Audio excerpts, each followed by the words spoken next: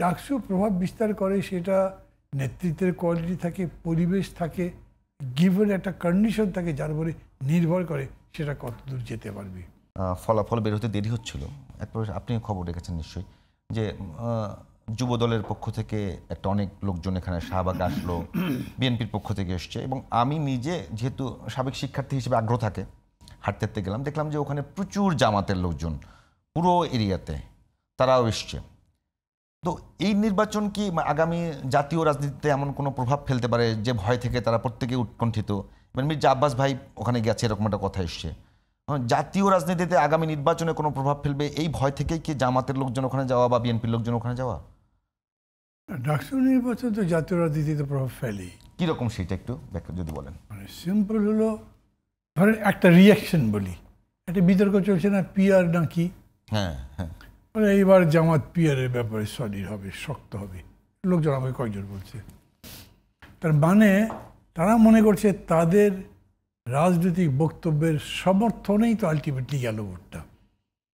সৌরভ সাহেব যেটা বলছেন যে ডাইরেক্টলি ওইটার ভিত্তিতে ভোট হচ্ছে না, ঠিক আছে, ওইটাকে তো কেউ এজেন্ডা করছে না, কিন্তু এটা যে শিবির, এরা যে জামাতের অনুসারী তা তো জানি, এবং জামাত জাতীয় রাজনীতিতে কী দৃষ্টিভঙ্গি পোষণ করে ঢাকা ইউনিভার্সিটির ছাত্র সেটা না জানেই ভোট দিয়েছে, সংখ্যা খুব কম হবে।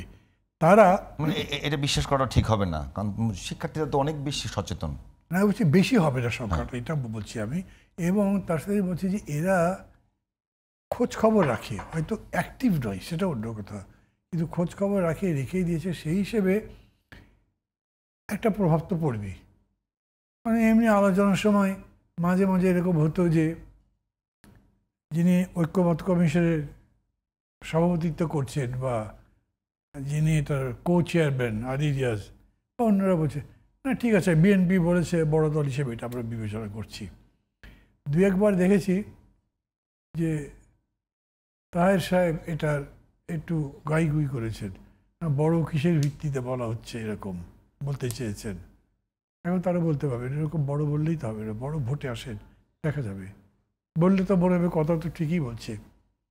কেউ যদি বলে ছাত্ররাই খামে আমাদের না, ভোট দিয়ে দেখেন পাবলিকও আমাদের ভোট দেবে, বলবে। মানে বলবার মতো তাদের মানসিক জোর তৈরি হচ্ছে, সেটা বাস্তবত সেই জমি তৈরি হয়েছে কিন্তু সেটা আমি বলছি।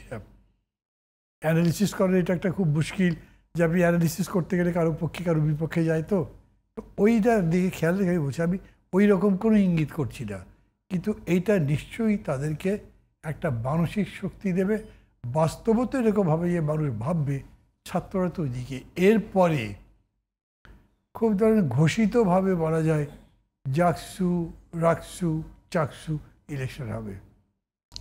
এই তিনটাতেও যদি ওরকম করে প্রভাব দেখা যায় ছাত্র শিবিরের কথার কথা বলছি, আবার বলি ক্যাম্পেন তার করার এখানে সুযোগ নেই, তাহলে এটা রিয়াকশন একটা দেবে না। ছাত্ররা তো সব ওই দিকে, ছাত্রদেরই তো বাবারা ভোট দেয়, ছাত্রদের চাচা মামা তারাই তো, এরাই তো মানে 6 দফাকে পপুলার করেছিল তো ছাত্ররা। এই ছাত্ররা যদি ভোটের একেবারে নেমে চতুর্দিকে ক্যাম্পেইন করে প্রভাব তো হবে। সেজন্য মানে একেবারে আপনারা যারা মানে আছেন, বাংলাদেশে একটা কথা কিন্তু এসছে যে বাংলাদেশে এক্সট্রিম দক্ষিণপন্থা একটা বড় ধরনের উত্থান হচ্ছে, সেটার সঙ্গে আপনি সমর্থন করেন কিনা? দক্ষিণপন্থার উত্থান তো সমর্থন করার প্রশ্ন, আমি দক্ষিণপন্থী নই না, এই বক্তব্যের সাথে না, সে তো অলরেডি হয়েছে। তবে যারা মনে করেন যে এই হলো, এটা ভুল। মানে যাতে না পানি ফুটতে ফুটতে 98 ডিগ্রি যখন সে গেল বা 96 ডিগ্রি সেন্টিগ্রেড যখন গেল, তখন সেটা বাষ্প হতে থাকে। এখন কেউ যদি বলে 96-এ গেলেই কেবল বাষ্প হয়, আর আগেরগুলো কি কোনো কিছু না, তা তো না। আগের টেম্পারেচারগুলো অ্যাড হতে হতেই তবে তো 96 হয়। তো এইখানেও সেরকম মনে করি আমি। মানে তাহলে এই সার্বিক বিচারে যদি বলি, একেবারে যদি আপনি যেটা বলছেন যে অন্যরা বলছে যে বাংলাদেশের মানে চরম দক্ষিণপন্থা যে বিএনপির বাইরে গিয়ে ইসলামপন্থী দলগুলো, জামাত ইসলাম, তারা ঐক্যবদ্ধ হওয়ার একটা পরিকল্পনা করছে। এর মধ্যে আমাদের প্রতিবেশী দেশ কিন্তু এ নিয়েও অনেক মিডিয়াগুলো খেয়াল করছেন, তারা ক্যাম্পেইন চালাচ্ছে। আগামীতে বাংলাদেশের এটি কোনো বড় ধরনের প্রভাব বিস্তার করতে পারে কিনা, বাংলাদেশের কোনো নেগেটিভ দিকে? এদের জেতাটা প্রভাব বিস্তার করতে পারে কি, ধরেন এরকম একটা উদ্যোগ আছে, দুটো একটা দল একটু দ্বিধাগ্রস্ত আছে, যাব কি যাব না। এখন এই ফল তাদেরকে প্রণোদিত করতে পারে, ছাত্ররাও যখন ওদের পক্ষে যায় এদের সাথে, এটা হতে পারে। এর বেশি কিছু হবে না। আবার এইরকম করে কিন্তু আমি একবারও বলছি না যে ডাকসুর এই ভোটেরই প্রতিফলন আমরা জাতীয় ক্ষেত্রে দেখব, তা না। আমি তো 2বার ডাকসুর ভিপি হয়েছি, তো আমার অত বড় পার্টি হয়েছে, আমার কি ওই পার্টির ভিত্তিতে ভোট করে আমি জিতেছি, অনেকগুলো সিট পেয়েছি, আমি নিজেই এমপি হতে পারিনি কোনোদিন, ওইটা না। 90-এর দশকে কিন্তু একটু মানে দেখা গেছে ছাত্র দলের সারা বাংলাদেশের যে একটা রমরমা অবস্থা ছিল, তার পরিবর্তে কিন্তু একটা ভালো ফল দেখা গেছে ইয়াতে জাতীয় নির্বাচনে। সেটা তো তার চেয়ে বেশি করে বলেন 69-এর অভ্যুত্থানের মূল নায়কই তো ছিল আপনার ডাকসু। বঙ্গবন্ধু বানালো কে? ডাকসু বানালো তোফায়েল আহমেদ, আসাম পতাকা তুললেন, সেগুলো তো আছে। কিন্তু আমি 2বার ডাকসুর ভিপি ছিলাম, আমি তার পতাকা তুলতে পারি নাই। মোজাহিদ ইসলাম সেলিম আমার চাইতে ব্রিলিয়ান্ট ছাত্র ছিলেন, ওনার আরও এমন কোনো আন্দোলন হয়নি, বরঞ্চ উনি হয়তো আমার চাইতে না, উনিও ফোকাসড যথেষ্টভাবে, তারপরেও মানে ওনার চাইতে আসাম আর তোফায়েল আহমেদ অনেক বেশি ফোকাসড।